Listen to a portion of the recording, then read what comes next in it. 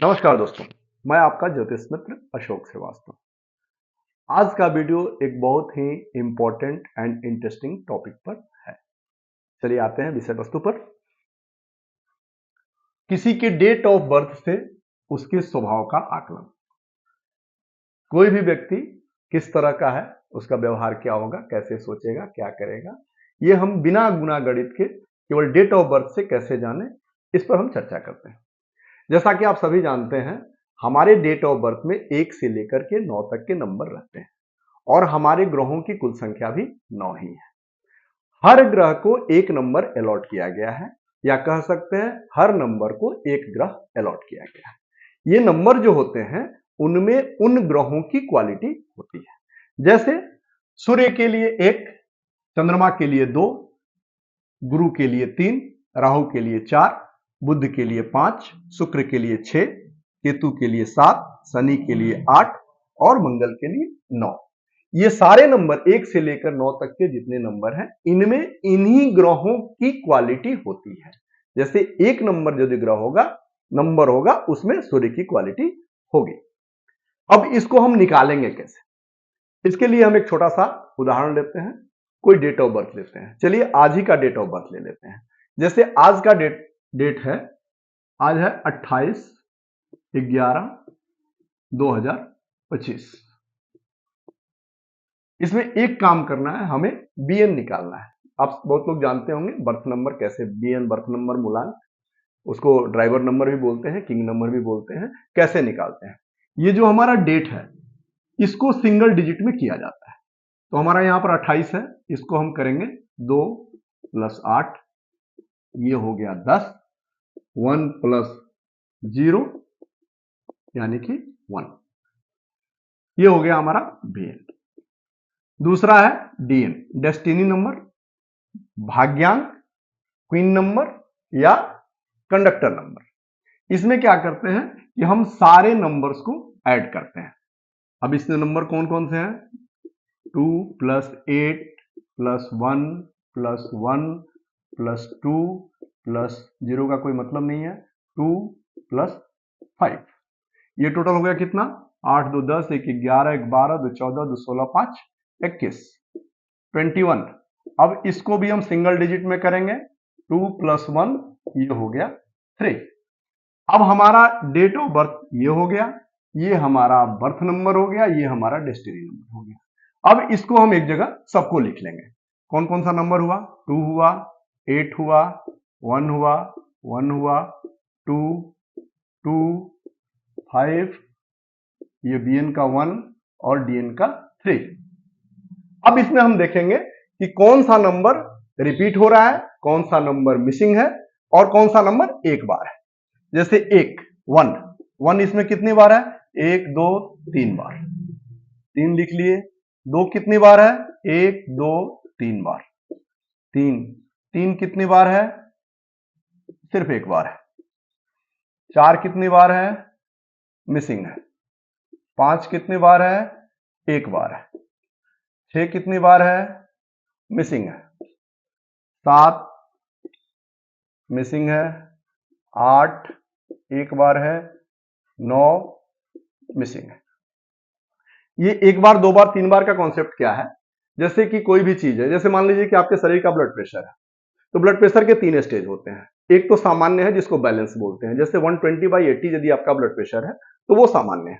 लेकिन यदि उससे नीचे है तो लो है, और उससे ऊपर है तो हाई है। ग्रहों के साथ भी यही होता है। यदि ग्रह किसी भी जन्म तिथि में 1 या 2 बार है तो वो बैलेंस है, यानी कि उनको जो क्वालिटी देनी चाहिए, जो रिजल्ट देना चाहिए, वो पूरी रूप से रिजल्ट देंगे। मिसिंग है यानी कि उनकी एनर्जी उस डेट ऑफ बर्थ में उस व्यक्ति में नहीं है, तो एनर्जी लानी पड़ेगी। और यदि 2 बार से ज्यादा है तो एक्सेसिव एनर्जी है, यानी कि वो एक्सेसिव एनर्जी, जैसे ब्लड प्रेशर हाई होता है तो नेगेटिव हो जाता है, उसी तरह से जब ग्रहों की एनर्जी एक्सेसिव होगी तो वो भी नेगेटिव हो जाएगा। अब हम इस वीडियो में ये चर्चा करेंगे कि किसी भी ग्रह की एनर्जी को कैसे डिफाइन करें। यदि सूर्य सिर्फ एक बार है तो क्या रिजल्ट देगा, 2 बार है तो क्या देगा, नहीं है तो क्या देगा। चलते हैं इस पर बात करते हैं। आज हम लेते हैं सूर्य पर। अब सन जो है, सन को माना जाता है किंग, राजा है। राजा से क्या देखें, राजा कैसा होता है? राजा होगा न्याय करने वाला, राजा इगोइस्ट होगा, मान प्रतिष्ठा होगा। आज के युग में राजा सरकार को दर्शाता है और घर में सन जो है हमारे पिता को दिखाता है। तो यदि किसी के डेट ऑफ बर्थ में एक नहीं है, यानी कि सन की क्वालिटी नहीं है, तो मान प्रतिष्ठा में उसके कमी होगी। वो व्यक्ति जो है वो कम्युनिकेशन को भी दिखाता है सूर्य, तो वो व्यक्ति कम्युनिकेट नहीं कर पाएगा, अपनी बातों को रख नहीं पाएगा। और सबसे बड़ी बात है ईगो, वो व्यक्ति ईगोलेस होगा, उसमें ईगो बिल्कुल नहीं होगा। वो हर वक्त सपोर्ट खोजेगा, अपनी बातों को कहने के लिए, अपने काम को कराने के लिए वो हर वक्त सपोर्ट खोजता रहेगा। यदि एक बार है, किसी भी ग्रह की एनर्जी यदि एक बार हो रही है डेट ऑफ बर्थ में, तो आप मान के चलिए कि उसका इफेक्ट 80 to 90% पड़ता है। वही यदि दो बार है तो वो 100% अपना इफेक्ट देगा। तो एक बार है तो वो गुड कम्युनिकेटर तो होगा, बहुत अच्छा होगा, लेकिन वो अपने इनर को एक्सप्रेस नहीं कर पाएगा, उसको बहुत तकलीफ होगी अपनी फीलिंग को किसी के सामने कहने में। यदि दो बार होगा तो दो बार तो ये बेस्ट पोजीशन है ना, सबसे अच्छा पोजीशन है दो बार रहना। तो ये ऐसा व्यक्ति जो होगा वो बहुत ही अच्छा कम्युनिकेटर होगा, आर्टिकुलेट होगा, यानी कि वो बहुत अच्छा वक्ता होगा, किसी भी विषय पर वो बहुत बढ़िया बोल सकता है। और चूंकि राजा का काम न्याय करना है तो ऐसा व्यक्ति इम्पार्शियल होगा, वो चाहे भले उसके घर के ही कोई हो, दो व्यक्ति में यदि प्रॉब्लम है तो वो किसी का पक्ष नहीं लेगा, जो न्यायोचित होगा वही काम करेगा। ये दो है। अब यहां से यदि तीन बार हो रहा है, तो तीन बार हो रहा है तो धीरे धीरे नेगेटिव होना शुरू हो गया सूर्य की एनर्जी। तो गुड कम्युनिकेटर तो होगा, इसमें कोई बात नहीं, लेकिन वो सोसाइटी में मिसअंडरस्टूड होगा, लोग उसको गलत समझेंगे। अच्छा भी काम करेगा तो उसमें लोगों को मीन में लोग निकालेंगे। चौथा होगा तो ये और ज्यादा नेगेटिव होना शुरू हुआ। इसमें क्या होगा कि या तो व्यक्ति बहुत ही ज्यादा बोलेगा, चैटर बॉक्स होगा, या फिर इंट्रोवर्ट होगा। सिचुएशन के हिसाब से वो कभी बिल्कुल शांत रहेगा और कभी बिल्कुल चुप नहीं रहेगा। अब लास्ट में आते हैं, 5 बार से ज्यादा नहीं होता है जनरली।